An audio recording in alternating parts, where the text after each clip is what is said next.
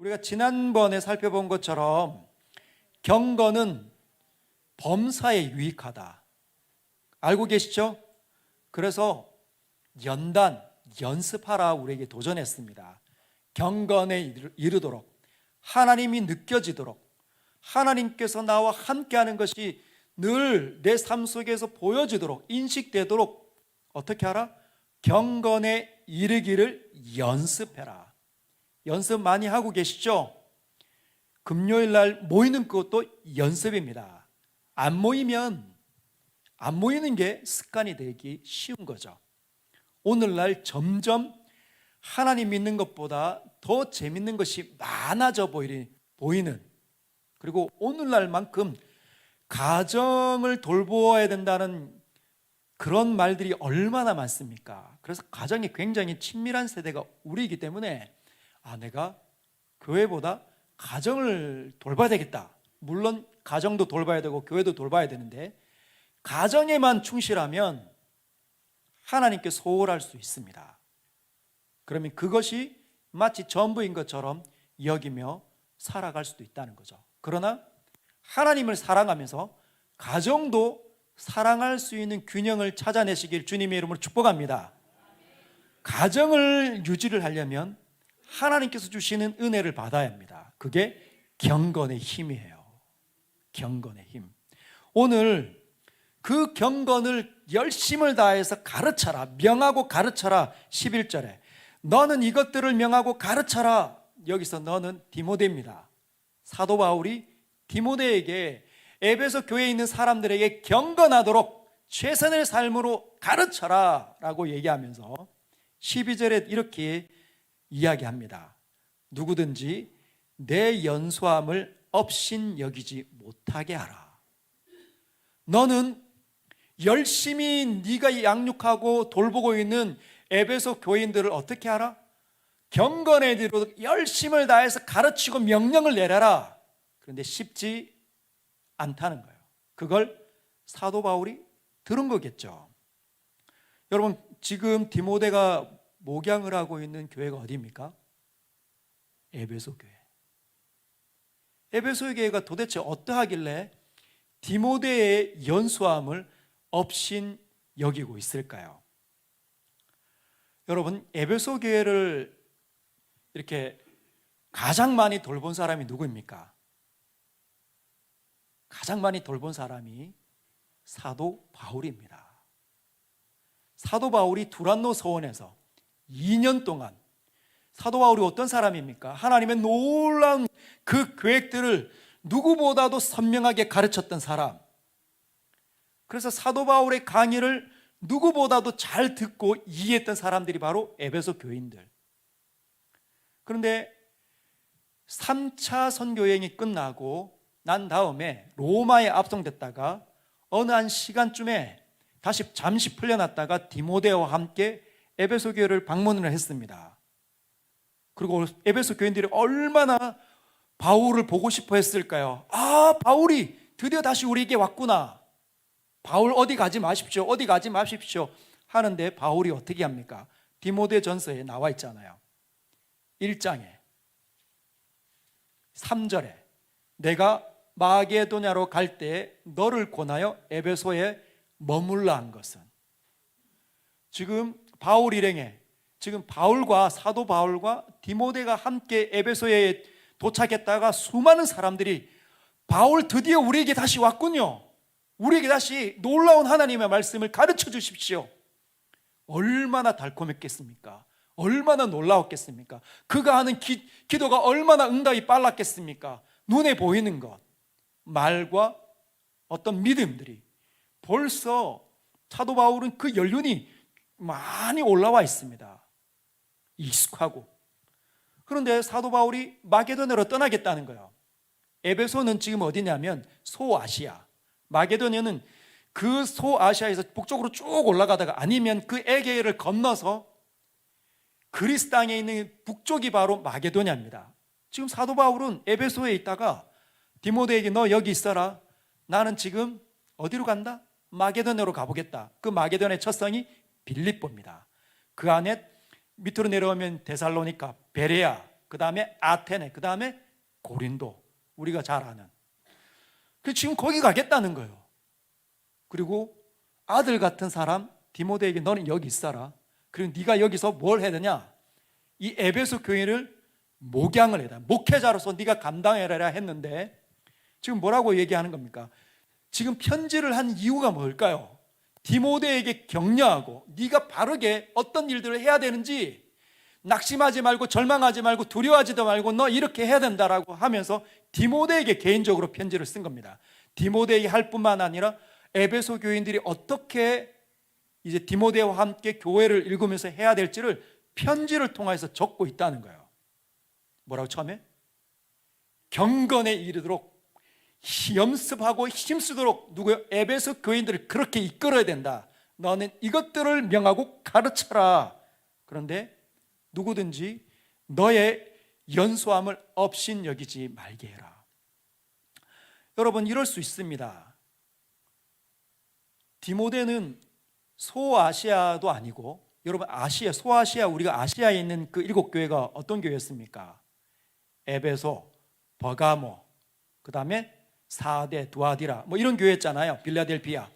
이런 교회들이 아니라 메이저급도 아닙니다.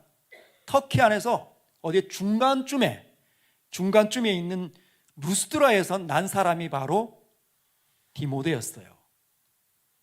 터키에서 가장 유명한, 그 터키 땅에서 가장 유명한 곳이 에베소였는데, 에베소 어마어마한, 그래서 클라우페트라가 자기 연인인 안토니스와 함께 가끔씩 쇼핑하러 간 곳이 에베소였는데, 그 어마어마한 도시에 시골같이 아무도 잘 알아주지 않는 그 루스트라에서 난 사람 디모데가 목회자가 되어서 자기 교회에 와서 목양을 하는 겁니다.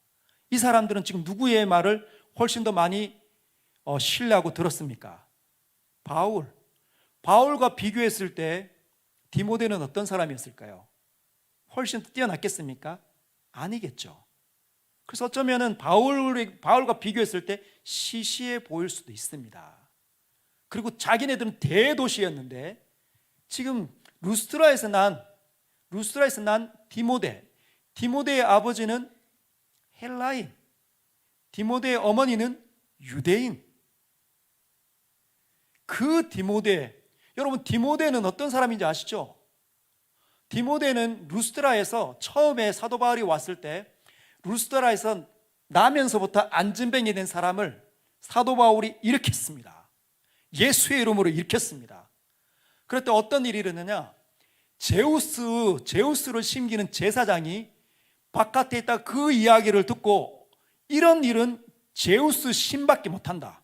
왜냐하면 제사장이 한 번도 그런 일을 본 적도 없고 그런 일이 자기가 해낸 적도 없기 때문에 이런 일은 제우스 신이 임재해야만 가능하다고 생각을 한 거죠. 그래서 사도 바울이 누구라고? 제우스 신인 줄 알았어요. 금막 와가지고 화 안 들고 와서 제우스 그 사도 바울 앞에 막 절하는 겁니다. 막 절을 하는 거죠. 근데 사도 바울이 이제 막 루스라에서 복음을 막 증거하는데 어떤 일이냐? 이고니온과 비시디의 안디옥에서 온 사람들이 루스트라 사람들을 충동합니다. 저것들 가짜다. 저것들 제우스 신도 아니다. 저거 사람에 불과해. 이렇게 거짓 모함하고 충동하니까 루스트라 사람들이 어떻게 했냐? 사도 바울을 돌로 쳐 버립니다. 돌로 쳐 죽인 거죠. 근데 죽지 않았어요. 거의 죽은 줄 알고 성 바깥에 버렸는데 사도 바울이 밤에 부시시하고 일어나가지고 다시 어떻게 했냐? 도망 안 가고 루스트라 그 성으로 들어간 겁니다. 가서 복음을 전한 거예요. 그때 믿은 사람이 누구냐? 디모데의 외할머니와 디모데의 어머니. 기억납니까? 디모데의 외할머니 이름 뭐예요? 로이스. 디모데의 어머니 유니게.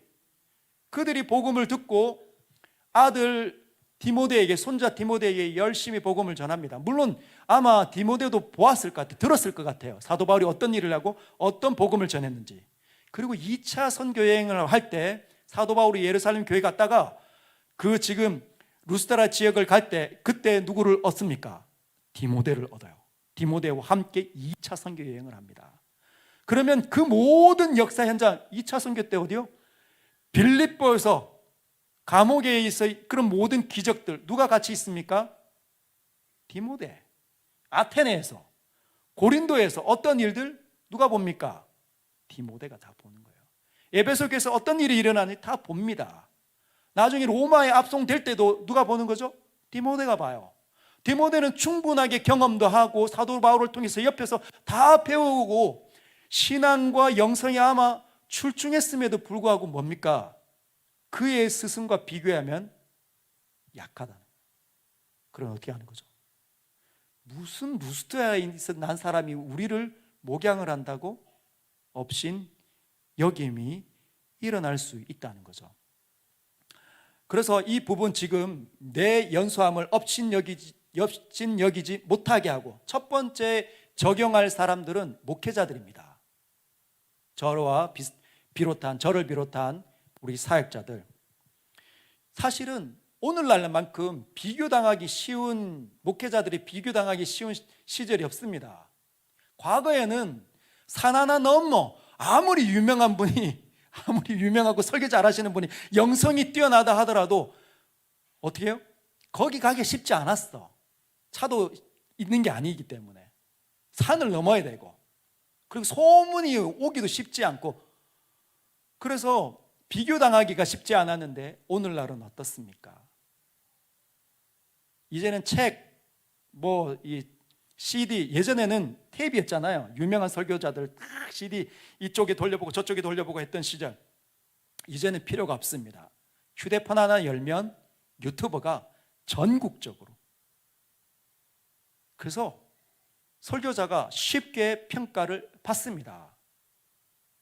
그래서 제가 한 번씩 말씀드린 것처럼 코로나 기간을 통해서 전국에 많은 목사님들, 이거는 우리 장로교뿐만 아니라 성결교든지 침례교든지 감리교든지 상관없이 전국적에 목사님들의 공공의 적으로 등장하신 분이 몇 사람 계십니다. 선한 무슨 교회에 무슨 목사님과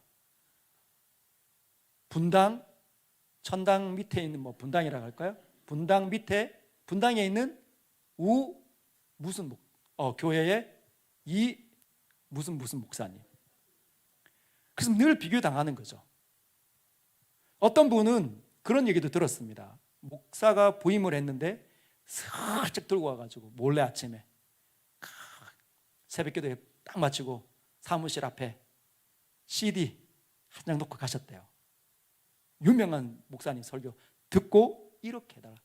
여러분, 그렇게 하면 목사님들의 영혼이 다 죽습니다. 그렇게 안 하고 싶을까요? 목사님들이 그렇게 설교를 잘하고 싶어 하지 않겠습니까? 막 잘하고 싶은 그런 열망과 소망만으로는 그렇게 아무리 발버둥 치고 기도한다고 해서 그 똑같이 쓰이지 않는다는 거예요. 각각의 모양대로 다르게 하나님께서 은사를 주시고 배정하시고 길러 놓으셨습니다. 그런데 안 되는 거예요. 그리고 막 부임을 하면 이전에 그 본인에 있는, 만약에 예를 들어 서울에 계신 분이 대구에 교회 어디 왔다, 담임 목사로 오셨다, 적응이 되겠습니까? 쉽지 않죠. 저도 한 15년 떠났다가 와도 이렇게 달라졌나? 이 백화점이 막 여기 생겨져 있고 길들이 막 아파트가 이런 거 보면서 우와, 이런 곳이었나? 라는 생각이 들 정도로 한 15년 떠났다 오면 굉장히 낯선데, 아예 다른 쪽에서 성장한 사람이 오면 정서와 언어와 그 정서와 언어와 문화가 맞는 지역 색깔이 만들어낸 것을 적응하기가 쉽지 않을 수 있어요. 그런데 어떻게 합니까? 그러면 본인이 경험한 거, 본인이 얻은 그 경험을 가지고 하는데 안 맞을 수 있다는 거죠. 그럼 이 두 가지가 막 믹싱이 돼가지고 어떻게 합니까? 나이, 저 사람 몇 살이야? 나보다 굉장히 어리네. 우리나라 사람은 항상 그게 기본적으로 깔려 있습니다. 그죠? 누구를 만나면 몇 살이에요? 몇 살이? 근데 하기보다 나이 좀 어리면 약간 좀 내가 좀 그래도 경험이 있지, 형처럼 노릇하려고 하는 마음이 우리 안에 있습니다. 대한민국 사람이라고 하면. 근데 이 경향성이 흐를 수 있다는 거예요. 사실은 제가 우리 교회에 왔지만 그런 얘기 많이 들었습니다. 학교가 어딥니까? 제가 어느 학교 나온지 아시죠? 개성고등학교 나왔습니다. 그러면 약간 이렇게 선배가 되면 저도 약간 이게 어려운데? 라는 생각이 저도 드는 거죠. 이게 생각보다 그 안에 있는 걸려드는 것들이 굉장히 많습니다. 쉽지 않은 거죠. 그러면 목회자들도 그렇지만 앞선 리더들에게도 오늘 본문은 적용이 될 수 있습니다. 예를 들면 장로님, 우리 권사님, 집사님, 우리 중직자들이 그럴 수 있겠죠. 그런데 그분들에게 또 얘기합니다. 나이가 말이야 나보다 좀 어린데 말이야, 내가 집사인데 이 어린 사람이 장로가 돼서 이상한 구조가 될 수도 있다는 거죠. 뭔가 부족하다? 여러분, 다 완벽한 사람이 어디 있습니까? 어떤 분은 전도 잘하시고, 그죠? 전도 잘하시네요. 어떤 분은 기도를 너무 잘하세요. 근데 전도도 잘하고 기도를 잘하시는 분이 계실 수도 있습니다. 그러나 한 가지만 잘할 수도 있어요. 그런데 다른 한 가지 봤을 때 나이가 더 잘하면 굉장히 약간 의시를 자꾸 하려고 하는 마음이 생겨날 수도 있다는 거예요. 이것이 우리가 주의해야 된다는 겁니다. 왜? 각 사람들은 다 다르게 살았고, 그리고 각각 다른 사람들은 하나님께 다른 모양과 다른 은사들을 주셨다는 거예요. 내가 하는 것을 못한다고 해서 나보다 훨씬 열등하게 보이면 안 됩니다.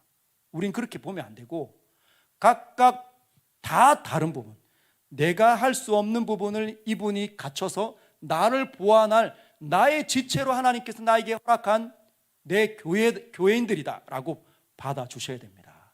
할렐루야. 리더들도 마찬가지예요. 리더들도. 그래서 이 부분이 우리는 우리 안에 경향성이 뭐가 있다? 쉽게 평가 내리고 판단 내리고 싶어하는 경향성이 있다는 거 꼭 기억하십시오. 그래서 이 부분이 자꾸만 쉽게 판단 내리고 쉽게 평가를 내려버리면 내가 그리고 그걸 말하고 다니면 사람들은 그렇게 봅니다. 그러면 굉장히 좋지 않은 모양이 될 수 있다는 거예요. 지금 사도 바울이 에베소 교회에게 그걸 지금 경고하고 있습니다.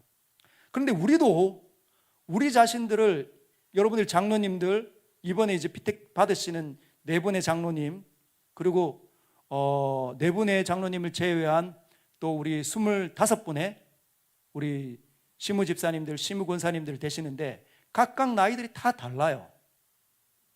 연차들도 막 다릅니다. 근데 누군가는 기도를 더 잘하는 것 같고 누군가는 봉사를 더 많이 잘하는 것 같지만 하나님께서 뽑으셨다고 여러분들이 인정하면서 내일 세울 거 아닙니까?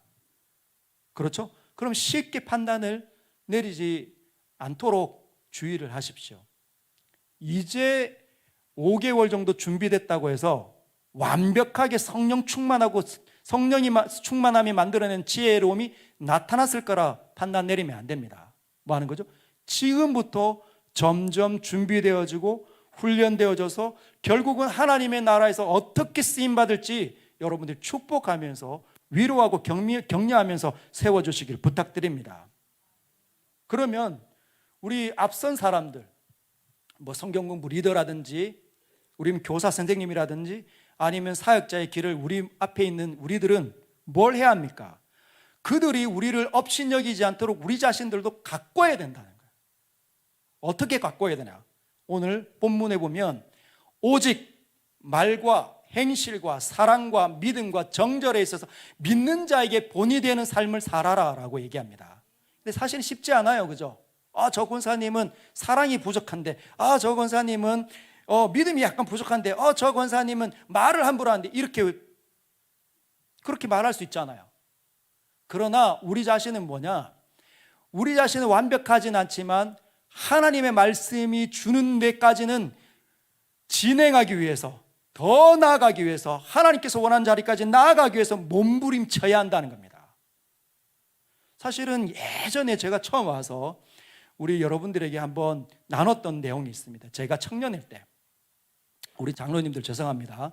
제가 청년일 때 우리 대명동 계대 앞에 제 모교회가 있었습니다. 지금은 저쪽으로 옮겨가고 말았는데, 그때 제가 이제 교회 나온 지 얼마 안 됐잖아요. 고등학교 1학년 때 예수님을 믿었으니까.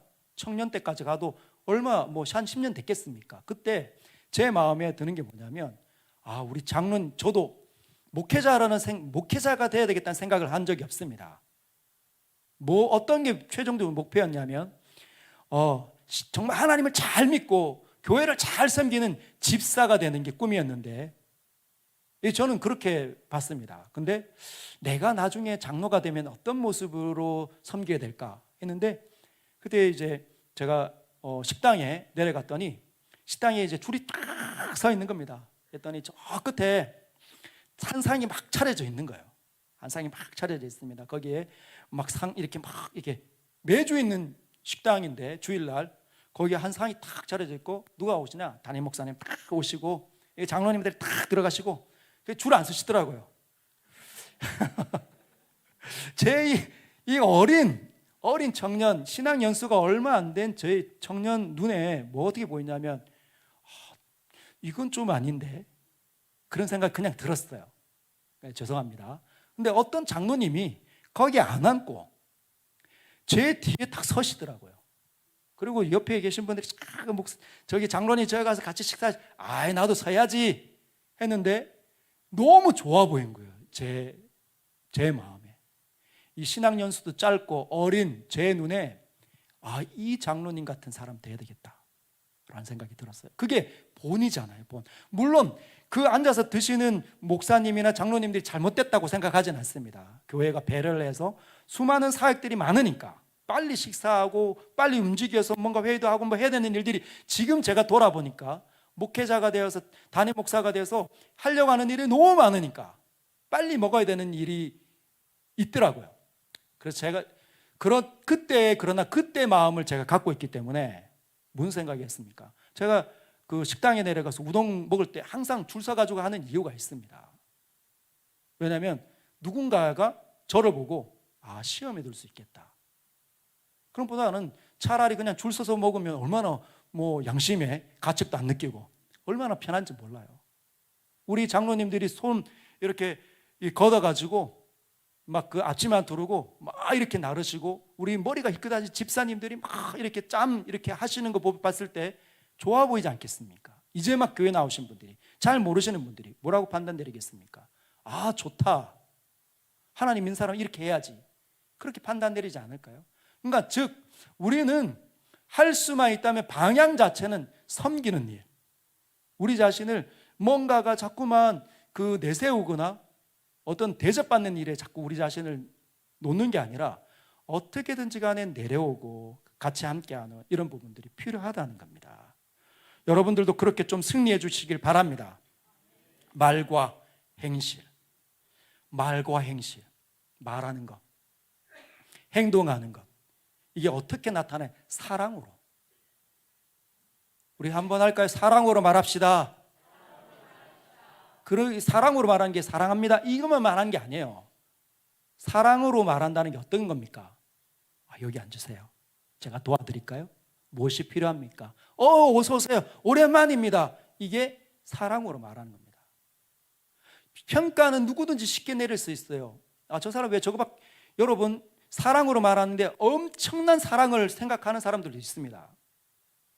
그럼 누가 못합니까? 그러나 한 가지, 두 가지씩 하면 이 사람이 지금 애를 쓰고 있구나, 그걸 보면서 기뻐하고 즐거워하고 위로하고 나도 같이 동참해야 되는 거죠. 여러분들이 그렇게 해주시길 바랍니다. 사랑으로 행동해 주시고. 그러려면 뭐가 필요하나? 믿음이 있어야 돼요. 하나님이 믿겨져야 사랑하는 말도 나오고 사랑하는 행동도 나오지. 하나님이 막 느껴지지 않는, 하나님이 나에게 은혜를 주는 그 은혜가 점점 약해지면 약해질수록 사랑하는 말은 안 나오고 위로하는 말도 안 나오고 그냥 쉽게 평가하고 쉽게 제대하는 그런 말만 더 빨리 나옵니다. 여러분, 평가를 내리고 재단하는 건 교회 공동체를 진짜 막 이렇게 건강하게 만드는 건 아니에요.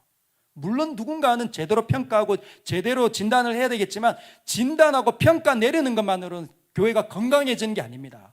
교회가 건강해지고 하나가 되려면 사랑하는 것, 그 사랑은 뭘로 나타나느냐?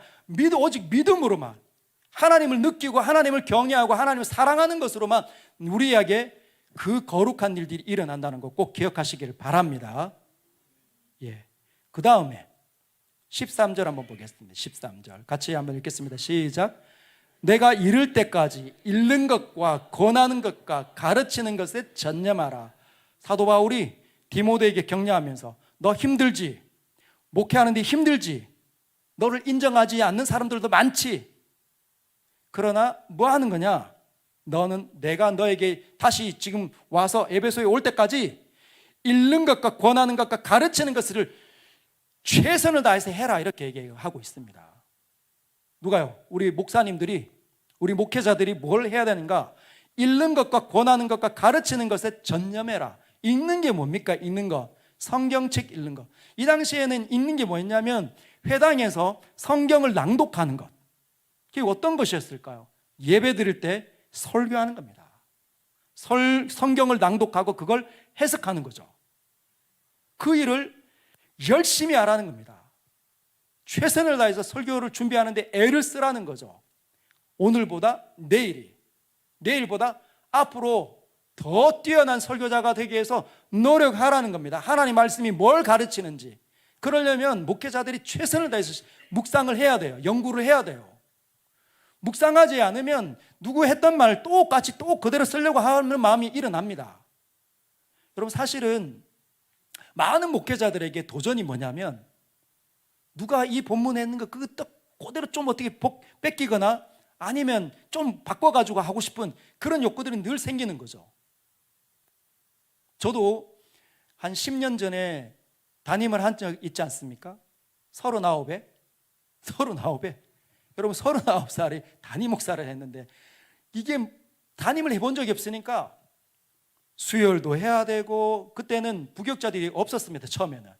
그러니까 담임 혼자 새벽 기도, 주일 오전 설교, 오후 설교, 그 다음에 수요 예배, 금요 기도회 다 제가 했거든요.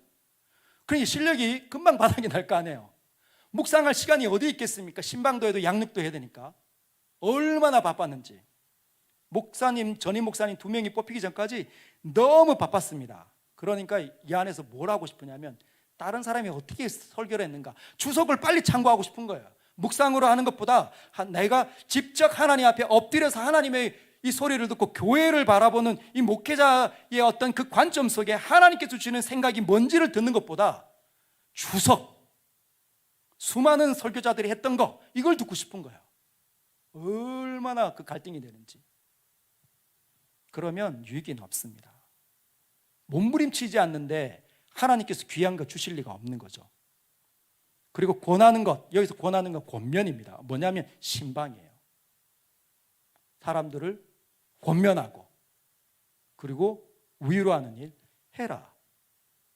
그리고 세 번째는 가르치는 것, 양육에, 신앙훈련 양육에 최선을 다해서 가르치라는 겁니다. 왜?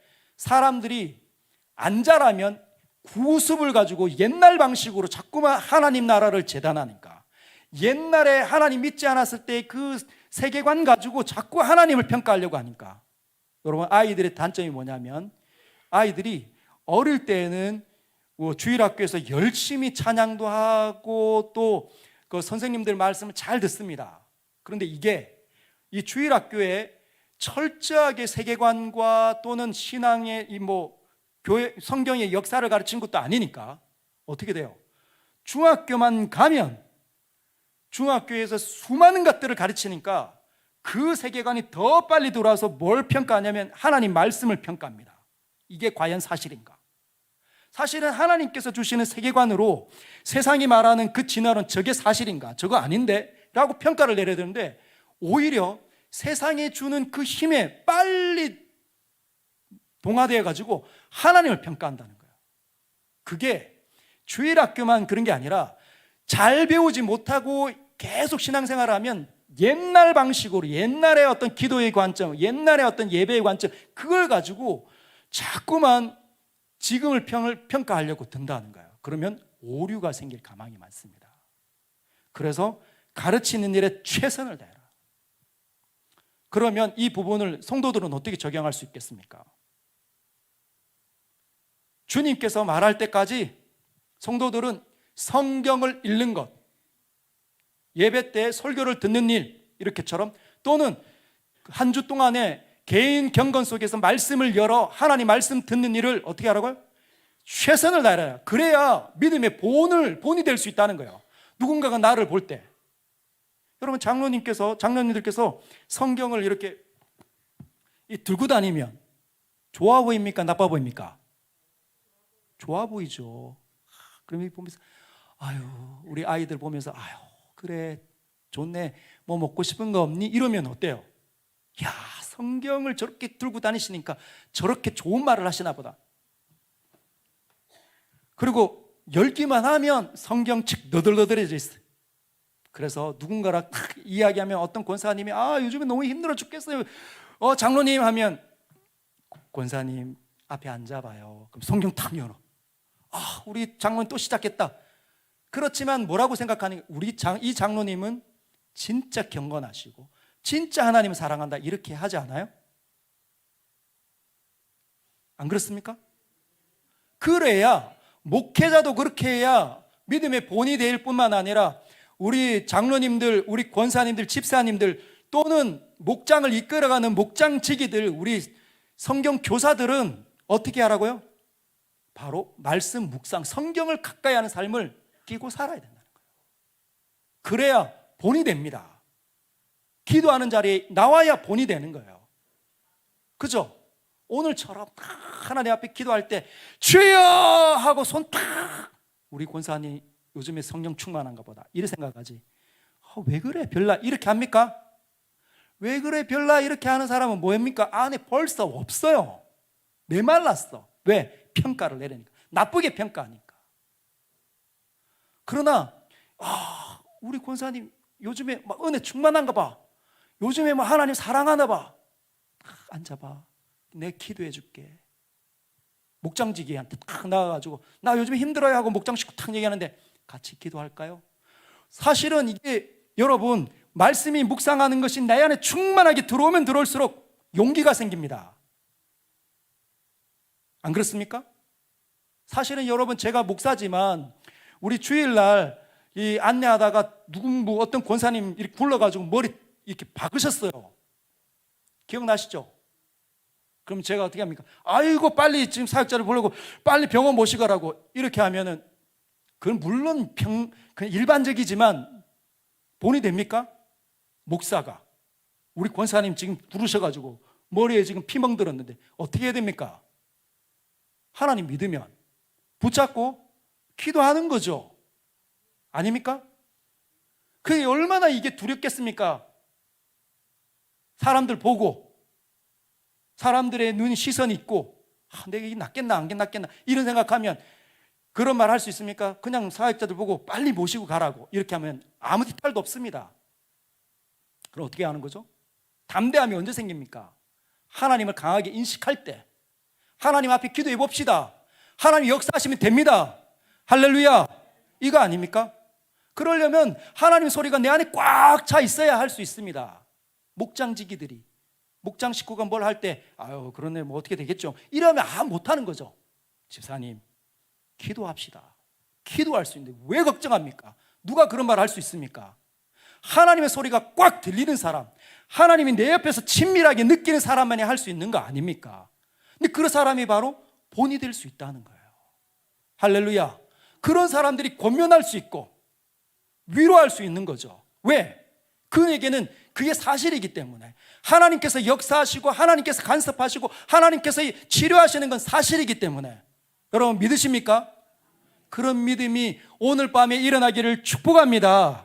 그래서 가르치는 것에 점령, 자꾸 더 배워야 됩니다. 저는 더 배워야 됩니다. 저는 이 부분 모르겠습니다. 자꾸 까먹습니다. 저에게 가르쳐 주십시오. 평생에 듣던 말씀, 평생에 듣던 말씀, 뭐라고요? 네, 사랑 또 들려주세요. 내가 이제까지 늘 들었던 거, 평생에 듣던 그 말씀 나에게 또 들려주십시오. 그게 지루합니까? 하나님께서 나를 사랑하시고 나와 함께 하시고 나의 옆에서 나를 응원하시는 것, 이거 날마다 들으면 얼마나 더 좋은 겁니까? 근데 이제 막 마음에 황폐해지니까 아무런 감흥이 없어. 그거 어쩌라고, 나는 안 들으던데. 이러면 벌써 다 사라진 거죠. 여러분에게 강한 믿음이 일어나기를 주님의 이름으로 축복합니다.